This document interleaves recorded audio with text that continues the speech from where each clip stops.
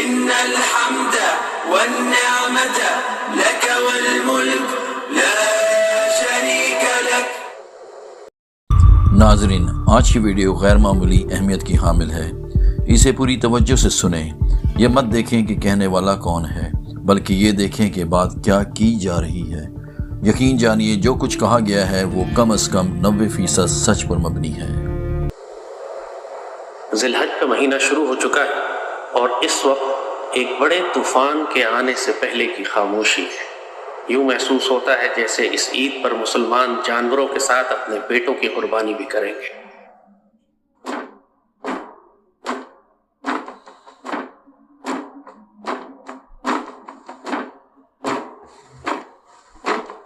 A civil mock drill will be conducted tomorrow evening in states bordering Pakistan. In a clear message to the enemy, India is alert and vigilant. A major security move. Mock drills will be conducted tomorrow across states bordering Pakistan. Pakistan کو آتنک کی بیماری سے مکت کرنے کے لیے پاکستان کے عوام کو آگے آنا ہوگا، پاکستان کے نوجوانوں کو آگے آنا ہوگا۔ سکھ چین کی زندگی جیو، روٹی کھاؤ، ورنہ میری گولی تو ہے ہی۔ پچھلے 18 برس سے ہم آپ کو اسی دن کے لیے اذان دے رہے تھے۔ اس قوم پر، اس کے حکمرانوں پر، اس کی مسلح افواج پر مکمل طور پر حجت تمام ہے۔ کوئی ایک بات ایسی نہیں ہے کہ جو ضروری ہو اور ان کو وقت سے کئی سال پہلے بتائی نہ گئی۔ اذان مکمل دی جا چکی، اقامت الصلاۃ بھی ہو گئی، جماعت بھی کھڑی ہو گئی، اور اب تو پہلی رکعت بھی ادا کی جا چکی ہے۔ اور اب اذان کا وقت گزر چکا ہے، اب عمل اور جہاد کا وقت ہے، اب غزوہ ہند کا وقت ہے۔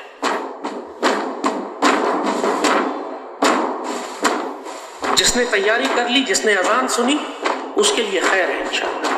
جس نے غزوہ ہند کی نیت کر لی، اس کے لیے خیر ہے انشاءاللہ۔ جو مذاق اڑاتے رہے، جو غفلت اور کوتاہی میں رہے، جنہوں نے تمسخر اڑایا، جو سنجیدگی سے نہ لیا جنہوں نے اس اذان کو، وہ اب پچھتائیں گے، پشیمان ہوں گے۔ کیا آپ کو یاد نہیں ہے کہ ہم 18 سال سے آپ کو ایک بات سمجھا رہے تھے کہ اللہ تعالیٰ نے اس پاک سرزمین کو بنایا ہی صرف غزوہ ہند کے لیے؟ یہی تمہاری تقدیر ہے، یہی تمہارا نصیب ہے۔ 50 لاکھ شہید کسی بہت بڑے مقصد کے لیے دیے گئے تھے۔ اللہ نے اس پاک سرزمین کو بنایا ہی اسی لیے تھا کہ یہاں سے وہ گہرے سبز رنگ کے پرچموں والی فوج نے نکلنا ہے۔ اللہ نے اس پاک سرزمین کو ایٹمی طاقت بنایا ہی اس لیے تھا کہ یہ وہ فوج بنے گی کہ جو اربوں سے زیادہ طاقتور ہوگی اور جس کے شہسوار اربوں سے زیادہ طاقتور ہوں گے۔ اس ریاست کو بنایا ہی سندھ اور خراسان کی جانب تھا کہ سیدی رسول اللہ نے جو بشارتیں عطا فرمائیں کہ خراسان کی جانب سے نکلنے والے لشکر جو گہرے سبز رنگ رکھتے ہوں گے اور جن کی فوجیں اور جن کے ہتھیار اور جن کے گھوڑ سوار اربوں سے طاقتور ہوں گے، اس فوج میں شامل ہونا کہ اس فوج میں اللہ کا خلیفہ امام مہدی ہوگا۔ یہ ساری بشارتیں سیدی کی عطا فرمائیں۔ میں تو صرف پیغام پہنچانے والا تھا، میں نے تو صرف اذان دی، پیغام اور حکم تو سیدی رسول اللہ کا ہے۔ تم کو یہ بات ہم نے بہت اچھی طرح بتائی تھی کہ اگر تم ہماری ان نصیحتوں پر عمل نہیں کرو گے، اپنی اس تقدیر کو قبول نہیں کرو گے، تو اللہ تمہارے اوپر منہ بھی مسلط کرے گا۔ کیا تم گواہی نہیں دیتے اس بات کی کہ یہ بات ہم نے کتنی دفعہ تمہیں دہرا کر کہی تھی کہ اگر تم اللہ کی باتیں نہیں مانو گے، اگر تم سیدی رسول اللہ کے حکم کی تعمیل نہیں کرو گے تو تم پہ اللہ منہ بھی مسلط کرے گا۔ تم نے اگر کشمیر کے مسلمانوں کے لیے جنگ نہ کی، تم نے کشمیر کی مسلمان سرزمین کے لیے جنگ نہ کی، تو اللہ تم کو مجبور کرے گا کہ تم کشمیر کے پانیوں کی خاطر بالآخر جنگ تم کرو گے۔ یہ باتیں کتنی دفعہ تمہیں بتائی گئی تھی، کتنی دفعہ تمہیں یہ نصیحت و تنبیہ کی گئی تھی کہ اپنے اعمال کو درست کرو، پاکستان کو آنے والے بڑے غزوہ ہند کے لیے تیار کرو۔ اب ہم اس دور میں داخل ہو چکے ہیں۔ جو شک کرنے والے تھے وہ سکتے میں خاموش بیٹھے، جو مذاق اڑانے والے تھے اب ان کے چہروں پر ہوائیاں اڑ رہی ہیں۔ ابھی تو تم نے جنگ کا پہلا دور دیکھا ہے، ابھی تو صرف پہلی رکعت ادا ہوئی۔ اس نماز میں بہت ساری رکعتیں ہیں، اس جنگ کے بہت سارے دور ہیں، اور ہر دور پچھلے دور سے زیادہ وسیع اور زیادہ خطرناک ہوگا، زیادہ خونی ہوگا۔ تم نے اہل فلسطین کو پچھلے 1.5 سال تنہا چھوڑ دیا۔ پوری پاکستانی ریاست اور اس قوم اور اس کے علماء اور اس کے اشرافیہ نے سیدی رسول اللہ کی بہترین امت کو مرنے کے لیے چھوڑ دیا۔ وہاں تو جینوسائیڈ تمہاری آنکھوں کے سامنے لائیو براڈ کاسٹ ہو رہا تھا. تم تو یہ دلیل بھی نہیں دے سکتے کہ ہم کو معلوم نہیں. تمہاری کوئی ایک غفلت ہے کہ تم کو بتائیں؟ کوئی ایک کوتاہی ہے جس کی سزا تمہیں لگے؟ نہ تم نے غزوہ ہند کی تیاری کی، نہ تم نے اپنے اندر کے غداروں کا صفایا کیا، نہ تم نے ملک میں شریعت اور دین نافذ کیا، نہ تم نے اہل فلسطین کی مدد کی، نہ تم نے سیدی رسول اللہ سے کیے ہوئے وعدے پورے کیے، نہ تم نے اپنے 50 لاکھ شہیدوں کے خون کا پاس رکھا، نہ تم نے وہ شیر اور دلیر قوم پیدا کی جس نے آنے والے وقتوں میں غزوہ ہند لڑنا تھا. پھر تم توقع کرتے ہو کہ اللہ تم پر رحم کرے گا، پھر تم توقع کرتے ہو کہ تمہیں معاف کر دیا جائے، پھر تم توقع کرتے ہو کہ تمہیں قربانی نہیں دینی پڑے گی، پھر تم توقع کرتے ہو کہ اللہ تم پر بری مسلط نہیں کرے گا. کیسی زیادتی کی بات کرتے ہو؟ اللہ تو اپنے بندوں پہ ظلم نہیں کرتا. بندے اپنی جانوں پر خود ظلم کرتے ہیں، قومیں اپنی جانوں پر خود ظلم کرتی ہیں. کاش کہ تم اہل فلسطین کا کفارہ نکالتے. وہاں کے ہر گلی محلے میں مسلمانوں کی لاشیں بکھری ہوئی ہیں. پورا غزہ، پورا اسقلان قبرستان بن چکا ہے، مقبرۃ الاسقلان ہو چکا ہے. تم جانتے نہیں تھے کہ سیدی رسول اللہ کی بہترین امت ہے جو اس وقت غزہ میں، بہترین جماعت ہے جس کے بارے میں سیدی رسول اللہ نے بشارتیں عطا فرمائی. تم یہ سمجھتے رہے کہ تم اپنے گھروں میں آرام اور عافیت سے رہو گے، تمہارے گھروں پر ڈرون نہیں آئیں گے، تمہارے گھروں پر کروز میزائل نہیں آئیں گے، تمہارے گھروں پہ دشمن کے طیارے بمباری نہیں کریں گے. تم کو ہم کہتے رہے کہ پاکستان کا صدقہ نکالو، تم کو ہم کہتے رہے کہ پاکستان کا کفارہ نکالو، تم کو ہم کہتے رہے کہ اس مکافات عمل سے ڈرو کہ جو اہل فلسطین کو تنہا چھوڑنے کے نتیجے میں پاکستانی قوم پر مسلط ہوگا. تم مذاق اڑاتے رہے، تم تماشا کرتے رہے، پوری قوم میں کسی نے بھی سنجیدہ نہیں لیا. اب ہم تم کو کیا نصیحت کریں کہ تم پر حجت تمام ہو چکی ہے، تم کو تمام پیغام پہنچائے جا چکے ہیں. اب اپنے نصیب کا انتظار کرو. اس میں کوئی شبہ نہیں ہے کہ اللہ تعالیٰ نے غزوہ ہند میں بشارت عطا فرمائی ہے کہ انشاءاللہ یہ پاک فوج، یہ مسلمان لشکر ہندو مشرکوں کو زنجیروں میں گھسیٹتے ہوئے لائیں گے. وہ چمن ایک مرتبہ پھر معمور ہوگا نغمہ توحید سے. لیکن تم نے اپنی بدعمالیوں سے اس فتح کی قیمت بہت بڑھا لی ہے. جہاں پہلے کم نقصان ہوتا، اب تمہارا بہت بھاری نقصان ہوگا کہ تم کو اپنی غلطیوں اور کوتاہیوں کی سزا بھی لگے گی اور تم سے اہل فلسطین کو تنہا چھوڑ دینے کا کفارہ بھی وصول کیا جائے. اب چیخیں مت مارنا، اب ماتم مت کرنا. اللہ نے اہل فلسطین کو تمہیں یہ بھی دکھایا ہے کہ صبر کیسے کیا جاتا ہے، جرأت اور استقامت کیسے دکھائی جاتی ہے، اللہ کی رضا پر راضی کیسے رہا جاتا ہے. ایک خاتون اپنے 9 بیٹے، اپنے 9 بچے شہید کروا کر بھی اللہ کا شکر ادا کرتی ہیں. پورے خاندان 40 50 افراد، پردادا دادا سے لے کر پڑپوتوں تک سب ایک ساتھ ایک گھر کے نیچے دفن ہو جاتے ہیں. اس کے باوجود ایک آدھ بچنے والا اللہ کا شکر ادا کر رہا ہوتا. یہ جرأت کردار تمہارے سامنے اہل فلسطین نے دکھا دی ہے. اگر اب اللہ تم کو آزمائشوں میں ڈالے تو ماتم مت کرنا، چیخیں مت مارنا، اللہ سے شکوہ مت کرنا. یہ مت کہنا کہ وائی می، میرے ساتھ کیوں، یہ مت چیخنا چلانا کہ میرے اوپر اتنا بڑا ظلم ہو گیا. اب جو آزمائشیں آئیں گی صبر اور شکر کے ساتھ برداشت کرنا. جیسے کہا یہ ذی الحج ابھی شروع ہوا ہے. تمام ظاہری اور باطنی اشارے یہ بتا رہے ہیں کہ یہ بقرعید ہم جانوروں کے ساتھ ساتھ اپنے بیٹے بھی ذبح کروا رہے ہوں گے. اگر اس کی دوسری رکعت، اگر دوسرا غزوہ، دوسرا راؤنڈ شروع نہ ہوا بقرعید تک، تو یہ حیرانی کی بات ہوگی، کیونکہ دشمن ہمارا مکمل طور پر تیار ہے، کسی لمحے داخل ہونا چاہتا ہے، غصے میں بکھرا ہوا ہے. اس کو ہم نے پہلی دفعہ زخمی کر کے چھوڑ دیا، حالانکہ بزرگوں نے ہمیشہ کہا ہے کبھی سانپ کو زخمی کر کے نہ چھوڑا کرو. ہم نے اس سانپ کو زخمی کیا اور چھوڑ دیا، حالانکہ ہم اس کا سر کچل سکتے تھے. یہی وہ غلطیاں ہیں جس کا کفارہ پھر اجتماعی طور پر پوری قوم کو ادا کرنا پڑے. کثرت سے اب اللہ کا ذکر کرو، کثرت سے اللہ کا ذکر کرو، کیونکہ حکم ہے کہ جب دشمنوں سے تمہارا تصادم ہو تو اللہ سے ذکر کرو کہ وہی ایک چیز تمہیں استقامت عطا فرمائے گی. دشمن سے ملنے کی خواہش نہ کرو، لیکن جب دشمن سے تصادم ہو تو پیٹھ موڑ کر فرار ہونے والا دنیا اور آخرت کا بد نصیب ہو جاتا ہے. اور دشمن کے ٹینکوں اور توپوں اور گولوں کے سامنے کھڑا ہونا بڑی استقامت والی بات ہے. اسی لیے اللہ سے دعا کرتے رہو، اللہم افرغ علینا صبرا وثبت اقدامنا. یا اللہ ہمارے اوپر صبر انڈیل دے، صبر نازل کر اور ہمارے قدم جما دے، ایسا نہ ہو کہ میدان چھوڑ کر بھاگ جائیں. پورے پاکستان کے سامنے یہ آزمائشیں اب آئیں گی. پاکستان کا کوئی شہر ایسا نہیں ہے جو میدان جنگ نہیں بنے گا. کراچی سے لے کر گلگت بلتستان تک تمام تمہارے بڑے بڑے شہر جو بھارت کے ساتھ ہوئے میں، حتیٰ کہ پشاور تک، ان سب شہروں کے اوپر تمہیں دشمن کے طیارے، ان کے میزائل اور ڈرون نظر آئیں گے، جیسے پہلے بھی نظر آئے تھے، لیکن وہ ایک چھوٹی جھڑپ تھی۔ جیسے کہا کہ ہر مرتبہ، ہر راؤنڈ پچھلے راؤنڈ سے زیادہ شدید اور خونی ہوتا جائے گا، ہمیں زیادہ قربانیاں دینی پڑیں گی۔ اب ذہنی طور پر اپنے آپ کو تیار رکھو۔ جو نصیحتیں ہم نے تم کو کی ہیں، اگر کر سکتے ہو، جو وقت اور مہلت اللہ تمہیں دے رہا ہے ان کو کر لو۔ گھر میں پانی کا انتظام کرو، بجلی کا انتظام کرو، کھانے، خوراک اور دوائیوں کے ذخیرے رکھو۔ اگر تم سرحدی علاقوں میں ہو تو اپنی فیملی کو وہاں سے حفاظت سے نکالنے کا بندوبست رکھو۔ اگر تم شہروں میں ہو تو اپنا انتظام کرو کہ اگر ملک میں جنگ شروع ہو جاتی ہے، اور یہ جنگ طویل چلتی ہے، کوئی نہیں جانتا ایک دفعہ شروع ہوئی تو یہ رکعت کتنی لمبی چلے گی۔ اس میں سورہ فاتحہ کے بعد انا اعطیناک الکوثر پڑھی جاتی ہے یا سورہ بقرہ پڑھی جاتی ہے، یہ راز اللہ بہتر جانتا ہے۔ یہ جنگ کتنی لمبی چلے گی یہ اللہ فیصلہ کرنے والا۔ لیکن اب ایک سیریز ہے، ایک سلسلہ ہے جنگوں کا جو شروع ہو چکا ہے، اور جب تک کہ بھارت کے ساتھ ہمارا یہ پانی کا مسئلہ حل نہیں ہوتا، اور اللہ نے پانی کا مسئلہ رکھا ہی اسی لیے کہ ورنہ اس قوم نے کبھی جہاد کرنا نہیں تھا، ورنہ اس قوم نے کبھی تلوار نکالنی نہیں تھی۔ ہم کہتے تھے تم سے کہ تم اگر جہاد نہیں کرو گے تو اللہ تم کو مجبور کرے گا۔ اب اللہ نے تمہیں مجبور کر دیا، دشمن نے اپنا آخری پتا بھی نکال کر پھینک دیا تمہارے سامنے کہ اب تو میں تمہیں پیاسا ماروں گا، تمہارا پانی بند کر دوں گا۔ ظاہر ہے اس پر تو پوری قوم بھڑک گئی، اس پر تو حکومت اور فوج اور قوم سب نے فیصلہ کیا، اعلان کیا کہ اگر تم ہمارا پانی روکو گے تو پیاسا مرنے کے بجائے بہتر ہے کہ میدان جنگ میں مارے۔ ہم تم سے کہتے تھے کہ تم خود اگر جہاد نہیں کرو گے تو اللہ تم کو مودی کے ذریعے مجبور کرے گا۔ تم مذاق اڑاتے تھے، اللہ اس فقیر کو سچا ثابت کر رہا تھا۔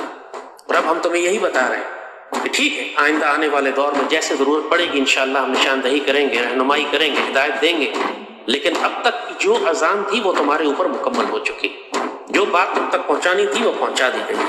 اب عمل کا وقت ہے، اب نماز کا وقت ہے، نماز شروع ہو چکی ہے، اب میدان جنگ کا وقت ہے۔ لہٰذا آنے والے وقتوں کے لیے اپنے آپ کو ایک خوفناک جنگ کے لیے تیار کرو۔ اب اگر دوسرا راؤنڈ جو ہے، جو ظاہر آثار یہی بتاتے ہیں کہ شروع بھی ہوگا تو ہفتے 10 دن میں شاید ختم ہو جائے، اس کے بعد کچھ وقت ملے گا تم کو مزید۔ دشمن ایک دفعہ پھر مار کھائے گا، پیچھے پلٹے گا، دوبارہ سے اپنے آپ کو منظم کرے گا، بھارت کے اندر اٹھا پٹک ہوگی، کچھ حکومتیں بدلیں گی، کچھ معاملات وہ اپنے آپ کو درست کریں گے، پھر ایک مرتبہ پھر منظم ہو کر آئیں گے اور وہ فیصلہ کن جنگ ہوگی۔ جو کچھ ہونے والا ہے یہ ہم تم کو اللہ کے حکم اور فضل سے بتا رہے ہیں۔ بہتر ہے کہ تم ان نصیحتوں کو سن لو، مجھے اب پیغام بھیج کر مت پوچھو کہ اب ہم کیا کریں، اگر جنگ شروع ہو جاتی ہے تو ہم کیا انتظامات کریں۔ یہ سب باتیں سالوں پہلے ہم تمہیں بتا چکے۔ قوم کی تربیت ایک دن میں تو نہیں ہوتی۔ 18 سال ہو گئے ہم کو ایک ہی بات تمہیں سمجھاتے ہوئے کہ تمہاری ایک بہت بڑی ذمہ داری ہے کہ جس کے لیے پاکستان کو بنایا گیا ہے۔ تم ایک خوش نصیب قوم ہو جس کے بارے میں بشارتیں دی گئی ہیں، اور تمہارا نصیب غزوہ ہند ہے، تمہارا نصیب خراسان کے لشکر ہے، تمہارا نصیب گہرے سبز رنگ کے پرچم ہے، تمہارا نصیب بیت المقدس شریف اور فلسطین کی فتح اور ان کی امداد ہے۔ تمہارا یہی مقصد تھا، پاکستان کو اور کسی کام کے لیے نہیں بنایا گیا تھا، اور باقی اس پاک سرزمین کی حفاظت کے لیے جو ضروری تھا ہم نے تم کو بتایا۔ ہم نے تمہیں ہمیشہ کہا تھا اس پاک فوج کے خلاف کبھی نہ جانا، تمہیں اس کی سیاسی پالیسیوں سے اختلاف ہو سکتا ہے، لیکن تم دیکھو گے جب وقت آئے گا تو اللہ تعالیٰ اسی پاک فوج سے کیا شاندار کام لے گا، اور تم نے دیکھا کہ اللہ نے کیا کام لیا۔ تم ان کا مذاق اڑاتے تھے کہ یہ تو پراپرٹی ڈیلر ہیں، یہ تو پیسے کھانے والے ہیں، یہ تو پنجابی آرمی ہے، یہ تو رنجیت سنگھ کی اولاد ہے، یہ کیسے جنگ کریں گے، یہ کیسے غزوہ ہند کریں گے، یہ تو بڑی کرپٹ آرمی ہے۔ یہ فیصلے اللہ کے ہیں، تمہارے فیصلے نہیں ہیں۔ یہ اللہ کا کام ہے، کس سے ڈیوٹی لیتا ہے، کس سے کام لیتا ہے۔ اللہ گناہگاروں سے بھی کام لیتا ہے، اللہ نیکوکاروں سے بھی کام لیتا ہے، اللہ فاسقوں سے بھی کام لیتا ہے۔ مالک بے نیاز ہے، جس سے چاہے ڈیوٹی لے۔ ہم مجبور ہیں، اللہ مجبور نہیں۔ جس فوج کو تم گالیاں دیتے تھے، اللہ نے اسی فوج سے تمہاری آنکھوں کے سامنے اپنے سے 5 گنا زیادہ دشمن کو کس طرح کتے کی طرح ذلیل کر کے دکھا دیا۔ پوری دنیا انگشت بدندان ہے، دانتوں میں انگلیاں دے کر کھڑی ہوئی ہے کہ یہ کیسے ہو گیا، یہ کیسے کر لیا۔ پوری دنیا میں راتوں رات پاکستان کی عزت آسمان پر چلے گی، کس کی وجہ سے؟ اسی پاک فوج کی وجہ سے، جس کو تم گالیاں دیتے تھے کہ یہ تو لڑنے والے ہی نہیں ہیں، یہ تو کرپٹ ہو چکے ہیں۔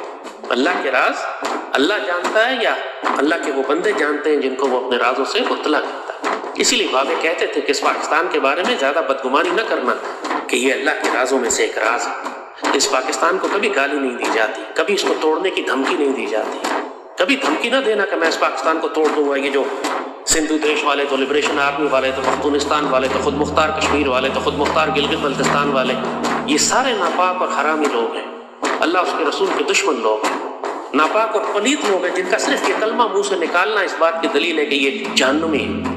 نہ کبھی پاکستان کو گالی دی جاتی ہے، نہ کبھی پاک فوج کو گالی دینا. یہ تو ہم نے ہمیشہ کہا تھا کہ اللہ اس فوج سے کام لے گا، اور تم نے دیکھ لیا کہ اللہ نے کام لیا. آج اگر تم عزت اور آبرو کے ساتھ اپنے گھروں میں ہو تو اسی پاک فوج کی برکت سے ہو نا. جب ایک فقیر تم سے کچھ مانگتا نہیں ہے، نہ ہم نے تم سے کبھی پیسے مانگے، نہ عہدہ مانگا، نہ رتبہ مانگا، نہ عزت مانگے. ہمیں تو صرف گالیاں پڑی ہیں 14 سال 18 سال. ہمیں تو صرف آئسولیٹ کیا گیا ہے، ہم پہ صرف مقدمات بنائے گئے. میں نے تو صرف جیل دیکھی ہے، درجنوں مقدمات، جیلیں، آئسولیشن، تنہائی، پابندیاں، گالیاں، مذاق، تمسخر. مین اسٹریم ٹیلی ویژن کے اوپر کتنے پروگرام ہر وقت بنتے رہے لال ٹوپی والے کا مذاق بنانے کے لیے. ہم نے تو تم سے کچھ بھی نہیں مانگا، کیونکہ ہم صرف اللہ اس کے رسول صلی اللہ علیہ وسلم کی ڈیوٹی کر رہے ہیں. ہمارا اجر اللہ کے ذمہ ہے، اور ہمارے لیے یہ خوشی بہت کافی ہے کہ سیدی رسول اللہ ہمارے سر پہ ہاتھ رکھ کے فرمائے کہ میرے بیٹے تو نے وفاداری کا حق ادا کر دیا. آپ دنیا سے ہمیں کچھ بھی نہیں چاہیے، نہ کوئی عہدہ، نہ کوئی روپیہ، نہ کوئی پیسہ، نہ کوئی جائیداد، نہ جاگیر. استغفر اللہ رب العالمین. اور الحمدللہ اب تک تو آپ کو یہ بات سمجھ آ جانی چاہیے. تو جب آپ سے کچھ مانگے بغیر ہم آپ کو ایک اچھی نصیحت کرتے ہیں تو ہماری بات سن کیوں نہیں لیتے؟ بہرحال یہ نصیب کی بات ہے. جس کے نصیب میں اللہ نے خیر لکھی تھی اس نے ہماری بات سنی، جس کے نصیب میں بد نصیبی تھی وہ مذاق اڑاتا رہا. اب جو ہونا تھا وہ ہو گیا. اب ہم تمہیں آگے کا بتا رہے ہیں. فی الحال تو بقرعید آ رہی ہے، اپنے جانوروں کے ساتھ اپنے بیٹے قربان کرنے کی تیاری کرو.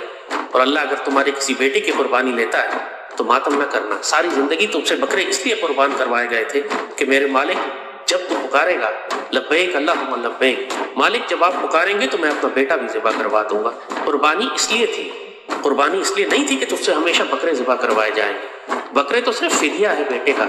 ابراہیم علیہ السلام کو بیٹا ذبح کرنے گئے تھے، اللہ نے احسان کے طور پر ان کا بیٹا بچا کر دمبا نیچے کر دیا. اصل قربانی بیٹے کی ہے. تم کو دمبوں کی قربانی اور اونٹوں کی اور گائے بیلوں کی قربانی اس لیے کروائی جاتی تھی کہ تم پریکٹس کرو، تمہاری تربیت ہو، اور تم پکار پکار کے کہو لبیک اللہم لبیک لبیک لا شریک لک لبیک ان الحمد والنعمت لک والملک لا شریک لک ان الصلاۃ ونسکی ومحیائی ومماتی للہ رب العالمین. قربانی اس لیے تمہیں پریکٹس کروائی گئی تھی. اور اب میدان جنگ آ گیا ہے، اس دن کی تیاری تھی. اب ہمارے بیٹے شہید ہوں گے، اب بیٹے قربان ہوں گے. تو جس تم شان کے ساتھ اور شوکت کے ساتھ اور دنیا کو دکھا کر اپنے بکرے اور جانور اور اونٹ ذبح کرتے تھے، اب اسی شان و شوکت سے اپنے بیٹے ذبح کروانا اور اللہ کا شکر ادا کرنا اور پکارنا لبیک اللہم لبیک. رب سے شکوہ نہ کر بیٹھنا، ورنہ بیٹا بھی جائے گا اور اجر بھی جائے گا. نقصان تو سب کا ہوگا، لیکن جو اللہ کا شکر ادا کرے گا، صبر کرے گا، مالک کی رضا پر راضی رہے گا، اللہ اس کو دوہرا اجر دے گا دنیا میں بھی اور آخرت میں بھی. اس بات کا دھیان رکھنا. اللہ نے غزوہ ہند تمہارے نصیب میں لکھا ہے. پاکستان چھوڑ کر تم اس جنگ سے فرار ہونے کے لیے دنیا میں کہیں بھی جاؤ گے ہلاک ہوگے. دنیا میں جنگیں آ رہی ہیں، اب چھپنے کی کوئی جگہ نہیں. اب صرف سعادت کی زندگی ہے یا شہادت کی موت ہے. غزہ فلسطین کے مسلمانوں کو دیکھو، کئی ایٹم بم ان پہ گرائے چکے ہیں، پھر بھی تو زندہ تو ہے نا وہ. یہ بات اللہ بتاتا ہے کہ جس کی موت نہ لکھی ہو، ان ایٹم بموں کے گرنے کے باوجود بھی اللہ اس کو زندہ رکھے گا. تو تم موت سے فرار ہو کے کہیں نہیں بھاگ سکتے. جہاں تمہارا نصیب لکھا ہے وہ وہاں تمہیں موت ملے گی. لہذا موت کے خوف سے حب الدنیا و کراہیت الموت جو فرمایا گیا تھا، مومن کا سب سے بڑا عذاب یہی تھا جس کی وجہ سے مسلمان ذلیل ہو گئے، کہ دنیا کی محبت اور موت کا خوف. اب موت کا خوف دل سے نکالو. جس کے نصیب کی یہ موت لکھی ہے وہ انشاءاللہ شہادت کی موت ہوگی. تو بڑی شان سے، بڑی غیرت سے، بڑی عزت سے اسے قبول کرنا. اللہ بہت بڑی خوش نصیبی اور عطا تمہاری جانب لے کر آ رہا. غزوہ ہند کی سعادت نیت کر لو کہ مالک اگر میں اس میں مارا جاتا ہوں تو مجھے غزوہ ہند کے شہداء میں شامل کرنا، اگر میں بچ جاتا ہوں تو غزوہ ہند کے غازیوں میں شامل کرنا. اور وہ تمام سعادتیں اور وعدے جو آپ نے اس پاک سرزمین کے مسلمانوں سے فرمائے ہیں، ہمیں اس کا حصے دار بنانا. انشاءاللہ آنے والے وقتوں میں اس پاک سرزمین کے لیے عزت ہی عزت ہے، شان ہی شان ہے. لیکن ہاں، جس طرح ہمارے بڑوں نے اس پاکستان کے لیے قربانیاں دی تھی، ویسے تم کو بھی قربانیاں دینی پڑیں گی. اب صبر کے ساتھ، وقار کے ساتھ، جمال کے ساتھ اللہ کا شکر ادا کر کے اپنی نیکیوں کو شکوہ اور شکایت کر کے ضائع مت کر لینا. اللہم صلی وسلم مبارک علی سیدنا محمد وعلی آلہ وصحبہ وسلم. کمنٹس میں اپنی رائے ضرور دیجیے. ویڈیو کو لائک اور چینل کو سبسکرائب کرنا مت بھولیے. ملتے ہیں اگلی ویڈیو میں، تب تک کے لیے اللہ حافظ.